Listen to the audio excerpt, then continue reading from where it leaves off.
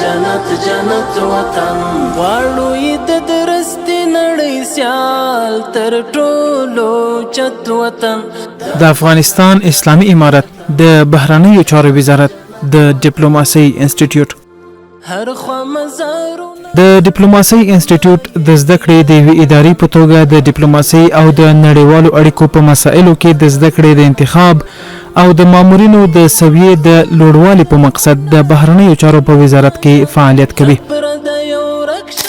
په 1421 هجري قمري کال کې د ډیپلوماسۍ انسټیټیوټ اساسنامه چې په 7 فصلونو او 15 نویو مادو سره تجدید شوی او په 229 غنه رسمي پاڼه کې د ربیع الاول میاشتې په 26 نیټه خبره شوه. کتا جگ دې سره ورونه دې هم کپا شي پښتون زبک دې سره ورونه دې کور د مسلمان د یو ملت یو وحدت وطن. له هغه وخت څخه تر اوسه د ډیپلوماسۍ انسټیټیوټ د یادې اساسنامې او د بهرنیو چارو وزارت د تصویب شوي طرز العملونو پر بنسټ خپل فعالیت ته دوام ورکوي.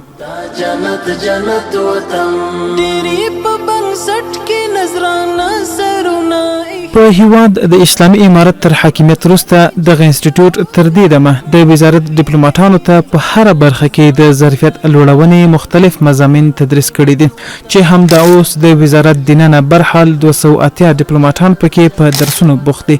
40 کسان تر دې دمه پکې فارغ شوي هم دي. د مشرتابه د حکم سره سم د نورو اماراتي ادارو مستعد او وړ کسانو ته هم یاد انسټیټیوټ د ډیپلوماسۍ 3 میاشتنۍ کورسونه په لاره چولي چې د وزنګړي طرز العمل په اساس پکې کسان د زده کړې په موخه جذبېږي. تر دې دمه د 2 دورو د فارغانو ارقام 1500 کسانو ته رسیږي چې همدا اوس یې 3مه دوره هم عملا روانه ده. جنت وطن غواړو یې د درستې نړۍ سیال تر ټولو چت وطن. د زده کړو مطالعې او له وخت او فرصت څخه د مؤثر استفادې اړوند د بهرنیو چارو محترم وزیر مولوي امیر خان متقي صاحب وایي علم پکار ده، زده کړې پکار دي، استعداد پکار ده، پوهاوی پکار ده، د ځان مسؤل پکار ده. بیا ته کولی شي چې هدف ته ورسېږي، بیا ته کولی شي چې وطن ته خدمت وکړي. څومره په مظلومو خلکو په محکومو خلکو باندې چپه میچنې چلېږي، نو د دې لپاره امادګي پکار ده، علم پکار ده، په هر برخه کې ځان رسول پکار ده.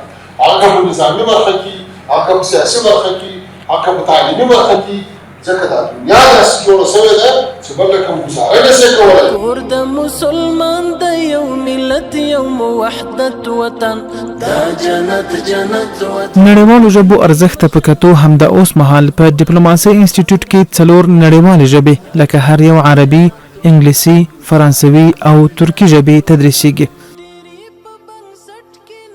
یاد انسټیټیوټ یو مجهز کمپیوټر لیب او یو فعال او مجهز کتابتون لري چې کابو 14,000 مختلف نوع کتابونو باندې مشتمل دی. همدارنګه د انسټیټیوټ له مسؤلینو او استادانو نه مننه کوو چې یو ښه ماحول برابر کړو، چې ښه روزنه یې ورکړه، ښه تربیت یې ورکړو او له اولې ورځې نه چې څومره داخله شوې وه تر اخره پورې ټول شاګردان پابندۍ او همت سره حاضر شو او نن الحمدلله دا د حسب سرونه د فراغت سندونه ترلاسه کړي. دغه بهیر چې نن د بهرنیو چارو په وزارت کې شروع ده، دا یوازې تر دې وزارت پورې محدود نه ده، بلکې د ټول هېواد په کچه د ټولو وزارتونو د ټولو ادارو لپاره قدرونه روزي. سونا شا بیا مشلم بلمب پوینو کلت پت وطن دا جنت جنت وطن دا جنت جنت وطن.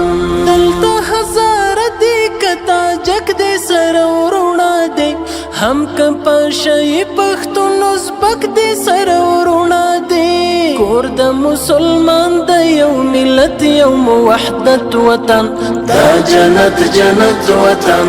نندی مشا عمر پخ کلای برکت وطن دا جنت جنت وطن دا جنت جنت وطن.